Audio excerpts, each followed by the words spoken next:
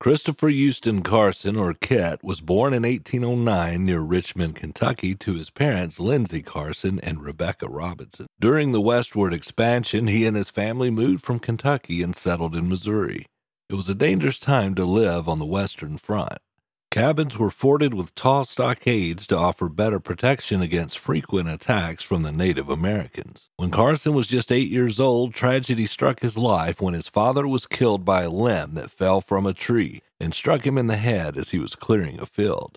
Shortly afterwards, his mother moved the family to Franklin, Missouri, where Carson started his apprenticeship as a saddler. His time as a saddler inspired Carson for a life of the great outdoors.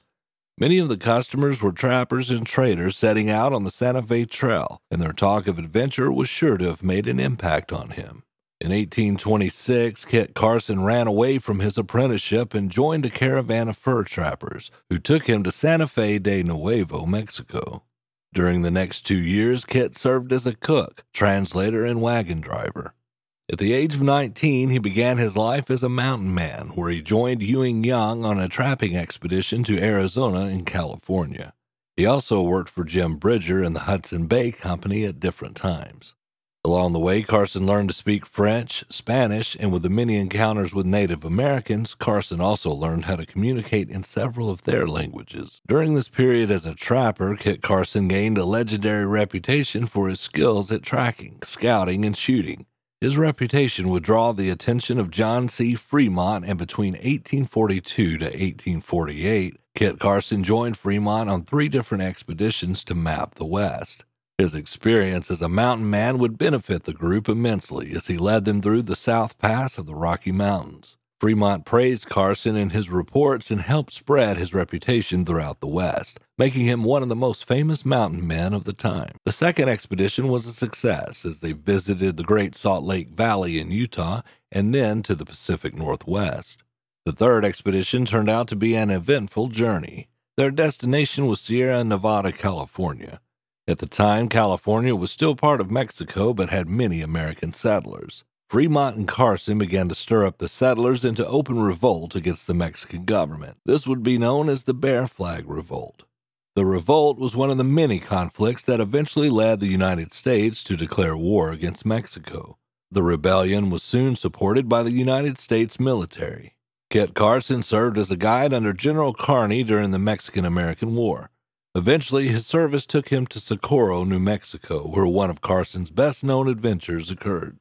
In December 1846, Mexican soldiers attacked Kearny and his men near the village of San Pasqual, California. Kearny was outnumbered and, knowing that he could not win, ordered his men to take cover and hunker down on a small hill. Outnumbered and outpositioned, the regiment was in a dire situation. On the night of December 8, Carson, along with Naval Lieutenant Edward Fitzgerald Bill, snuck past the Mexican soldiers to get help from nearby reinforcements. To keep from making too much noise, they removed their shoes and walked barefoot through the desert, carefully maneuvering their way past the Mexican army. Eventually, they caught up with reinforcements and explained Kearny's situation. 200 mounted American soldiers arrived in San Pasqual and successfully drove the surrounding Mexicans away.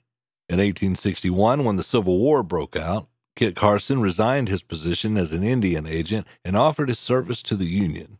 Being in New Mexico, he was assigned to defend the territory from the Confederates.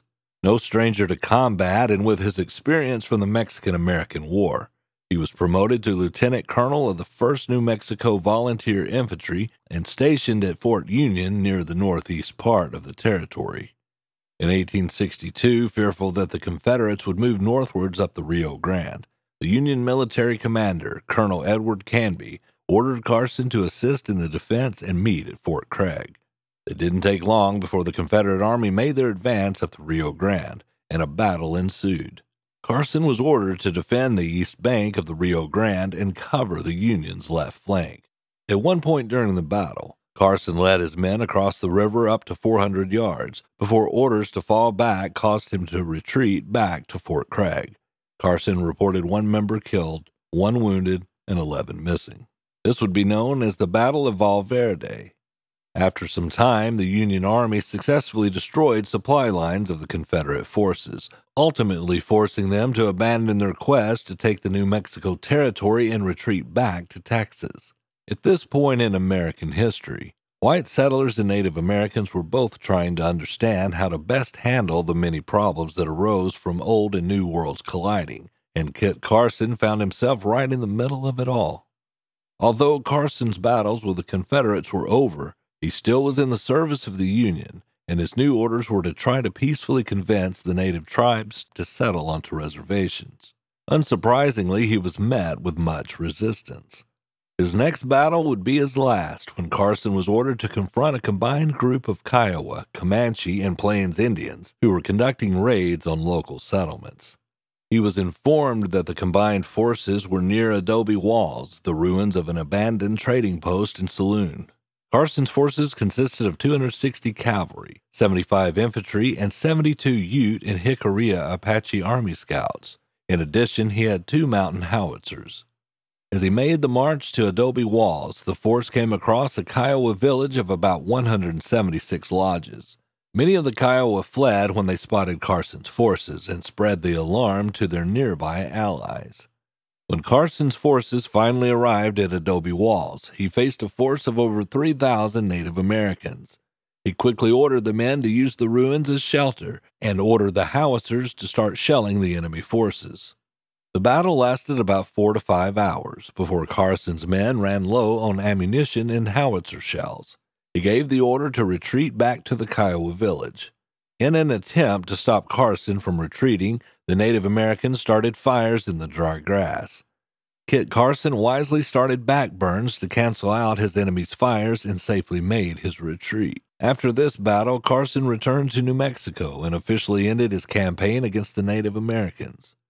With the end of the Civil War and the Indian Wars coming to an end, Kit Carson sought out retirement in Bent County, Colorado.